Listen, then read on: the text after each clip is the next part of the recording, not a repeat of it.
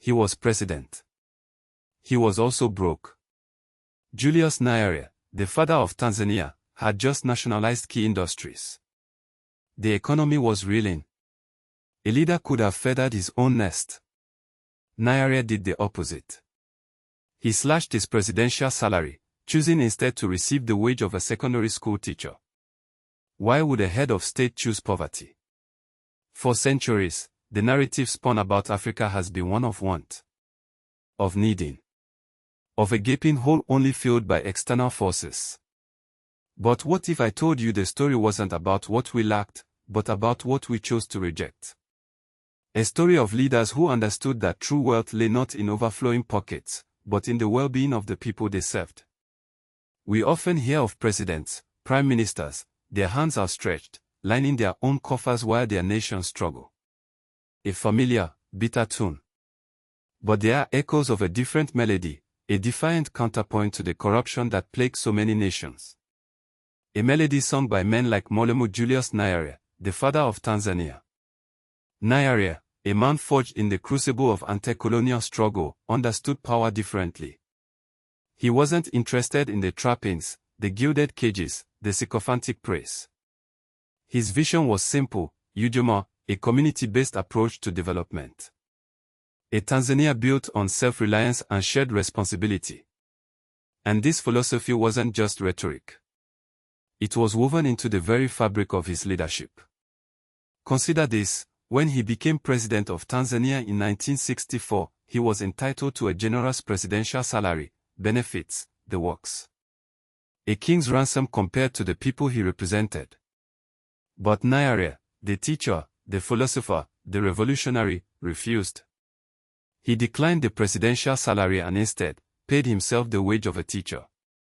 The same wage he earned before leading his nation to independence. This was not political theater, this was conviction. He believed that his needs were no different from those of the average Tanzanian. That to live extravagantly while his people struggled was not only morally wrong, but a betrayal of the very principles he stood for. He chose to live amongst them, not above them. This was a quiet, powerful protest against the opulence and greed that so often defined leadership elsewhere. But the real kicker. Here's where it gets interesting: what most don't know, he later slashed even salary. The shadows of colonialism still stretch long across this continent. The narrative of Africa, often painted by outsiders, is one of dependency, of perpetual need. But the story of leaders like Nyerere and their dedication to the people is a powerful counterpoint. It's a reminder that true independence isn't just about flags and anthems, it's about economic self-reliance, social justice, and a deep-seated commitment to the well-being of every citizen. Why does this matter now? Because the challenges facing Africa are immense. Climate change, resource exploitation, and persistent inequality demand a new kind of leadership, one that prioritizes the collective good over personal gain. Consider this: in 1983, Thomas Sankara, the then president of Burkina Faso, launched an ambitious program to achieve food self-sufficiency. Burkina Faso, a landlocked country perpetually reliant on food imports, seemed an unlikely candidate for such a transformation. Yet, through land redistribution, irrigation projects, and a focus on local production, Sankara achieved the seemingly impossible.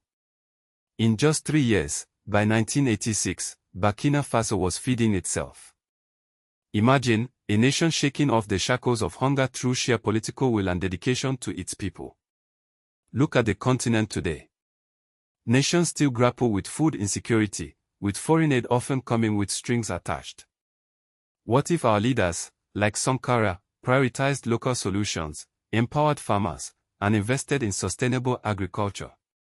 What if the focus shifted from grand projects that benefit a few, to grassroots initiatives that uplift entire communities?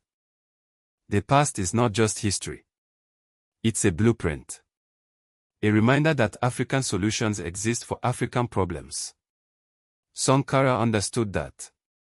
Nyerere understood that. But here's the wait: what moment? Sankara not only refused to live in the presidential palace, he lived in a modest brick house. And get this, he rode a bicycle to work every day. Nyerere's choice wasn't just about personal sacrifice, it was a powerful statement about resource allocation. He prioritized education, healthcare, and rural development, understanding that true progress lies in uplifting the lives of ordinary citizens. In today's Africa, where wealth disparities persist and corruption undermines development, Nyerere's example remains profoundly relevant. It challenges us to demand accountability from our leaders, to prioritize the collective good over personal gain, and to remember that true leadership is about service, not self-enrichment. Mwalimu Nyerere's commitment to fairness is a legacy we can all learn from. If you want to honor this great man, check out the Nyerere-inspired march at pornoafric.com/march.html, starting from just $29.